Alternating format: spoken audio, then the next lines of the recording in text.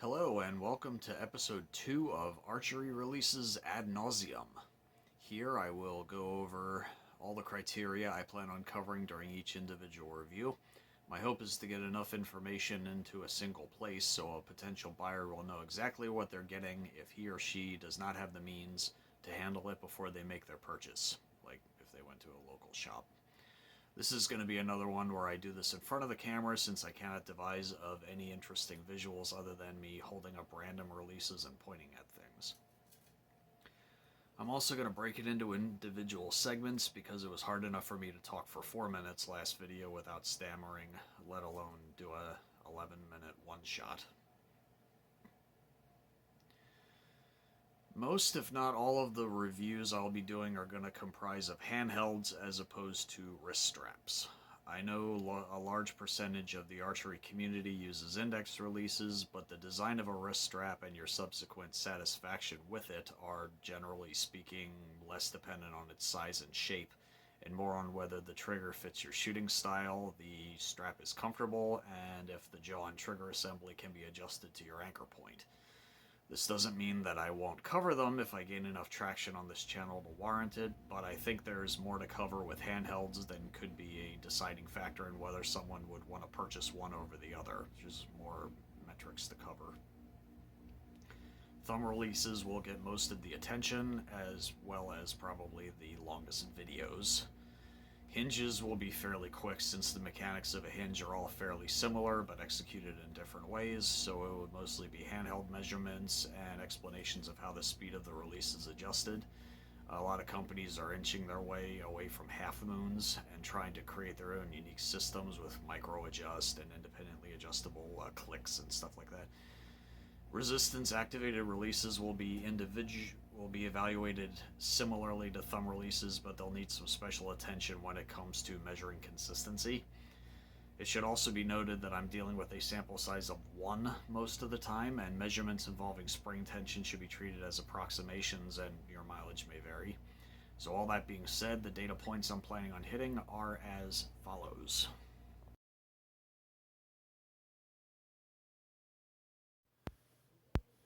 So for make and model, I will start by stating the make and model and list available colors and materials. Some releases come in different colors, some come in just one color, and others come in different colors, but you don't have a choice in which color you receive. It's just like whatever color they had in the anodizer that day was what you get. In terms of materials, most releases are constructed of aluminum, and others can be had in heavier metals like brass, copper, or stainless steel as a signature series, upgrade, or a premium release. Is a heavier release better than a lighter one? Some people might think you get a better follow-through on release, but I can't really tell the difference.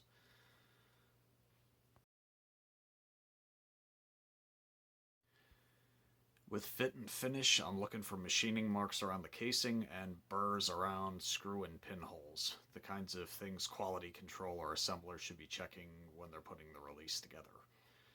Thankfully, most manufacturers have their act together in this respect, so it shouldn't take long to get past this topic. I'm also looking for sharp edges on the casing or exposed steel parts that could make holding or operating the release uncomfortable. Overly aggressive checkering on things like the hook or cocking button that can shred your fingers with prolonged use will also be noted. If the handle of the release is composed of 2 or more pieces, I will be examining if the pieces match up as they should. This should be a given considering the price we pay for releases, but the fact that I have to mention this to you should tell you something. Lastly, I will mention if the release has consistent anodizing or coating, so no chips, blotches, or discolorations, at least not ones that came from the factory.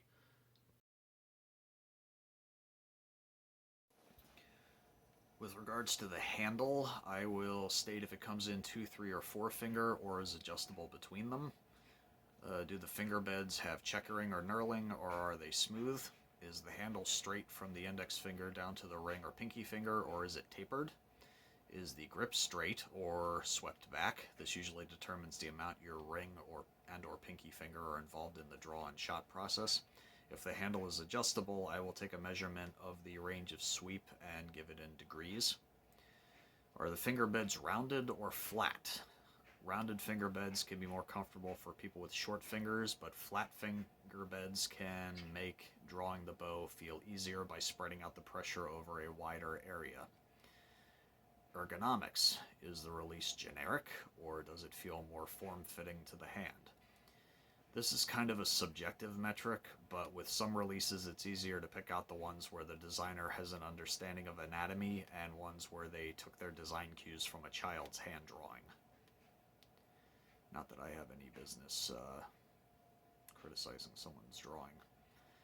Hook height. I will use a special tool I'm assembling to measure the distance from the base of the finger beds to the inside of the hook.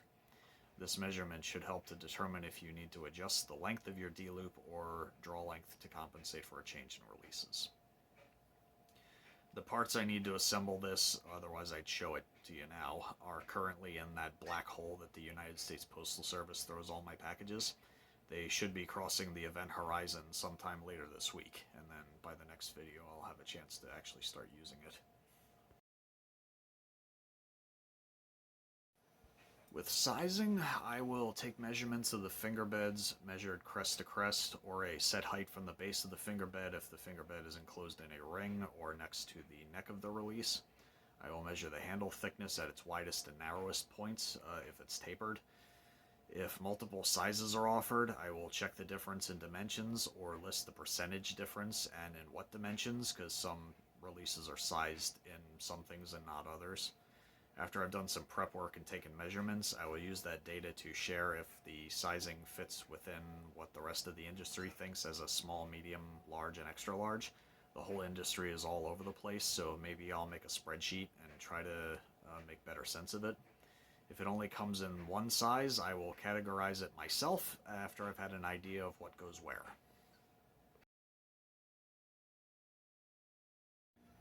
For hook closure, does the hook close when you press the cocking button, or do you have to press it closed? I'm going to do a whole nother video on release categories and subcategories and try to make it easier to categorize them, because there are so many different variations of mechanisms and sears and ways to close it. For hinges, I'm also going to state if there is a return spring, magnet, or rubber band under the hook to make it easier to reset.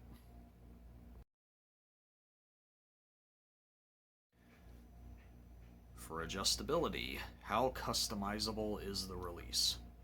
Does it have adjustable handle sweep, multiple finger extensions, multi-axis thumb barrels versus a single axis, trigger travel and trigger tension adjustment screws, and what is its trigger tension range? In the case of hinges, I will touch on features like micro adjustability and how the moon and click are adjusted and locked down.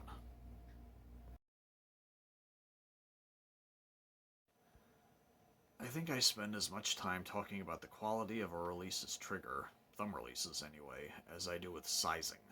The mechanisms involved and the differences in feel and quality are more diverse in thumb releases than any other category, in my opinion. I will cover the specifics in the next video, but the data points I will hit are: does it have a sear or a rolling action? Does the trigger have to move before it breaks, i.e. trigger creep? Is it like snapping a glass rod, like snapping a carrot stick, or something in between in terms of trigger break? Over travel, does the trigger have to continue to move after the hook is released? How is trigger tension adjusted? Is it a single spring versus having to change springs in and out? What is the measurement of the maximum pull tension at the thumb barrel attachment point? I'm going to measure it by bottoming out the tension set screw and backing it off in 1/8 turns until it functions again. I'm not going to measure the minimum, since any release can be set to a hair trigger. On the other hand, I have releases in my collection that I don't use because I feel the trigger is too light at its heaviest setting, so I want to find out what the range is. I would also add that releases can seem more crisp at lighter tensions since you can press through it more easily. They tend to show their true colors at their heaviest setting, so I want to find out what the tension range is on all these. To test the trigger tension, I'll be clamping the releases into a rubber-jawed vise, attaching a split ring to the thumb barrel post receiver to keep things fair, and using a digital trigger pull gauge to get a reading on the poundage it takes for the trigger to release. For releases with triggers that need pressure against the hook in order to function, and resistance activated triggers, I'm mulling over setting up a harness so I can suspend and hang weights from the hook so I can simulate being at full draw with a set holding weight. That way I can test trigger tension for thumb releases and the consistency of resistance activated releases. Trigger travel videos are going to be recorded with the release set to the manufacturer's recommended setting in the instructions. This is to ensure that I am not misrepresenting a release as being more or less crisp by taking it out of factory spec and increasing the potential for the release to misfire, because nobody enjoys punching themselves in the face.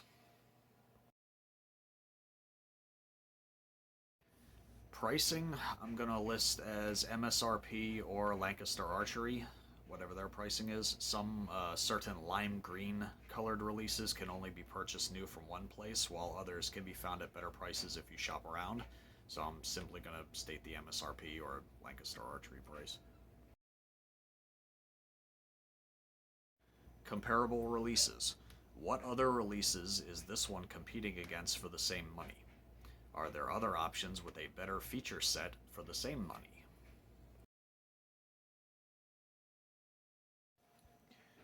In this section, I will highlight some other releases you could purchase with a comparable feature set but a lower price tag. This will be for releases that I consider to be punching above their weight class.